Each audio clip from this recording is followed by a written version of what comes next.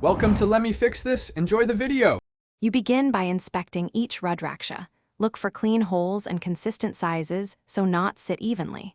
Thread a medium-length nylon or silk through a sharp needle because that helps pass through small holes. Once ready, tie a temporary loop at one end to prevent beads slipping. This also lets you check length without committing. Make sure to position 2-3 stopper beads near the start to secure work. As you thread the first bead, pull gently so the knot spacing will remain uniform later. You now focus on consistent knotting. Use a doubled thread for durability, which reduces breakage risk during wear.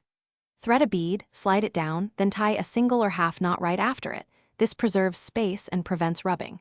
Once several beads are in place, periodically tighten the entire section so spacing matches. If a bead won't pass, rotate slightly and use the needle tip to guide. After every dozen beads, pause and eye the alignment if spacing varies. Loosen and rebalance before proceeding. You finish by anchoring the ends. Join with a reef or surgeon's knot and hide the tails inside the guru bead or behind a tassel so it looks neat and stays secure. Once tied, give the mala a firm but controlled pull to test integrity. This reveals weak knots or missed threads. If the knot slips, cut and retie using fresh thread and add a small stopper bead for protection.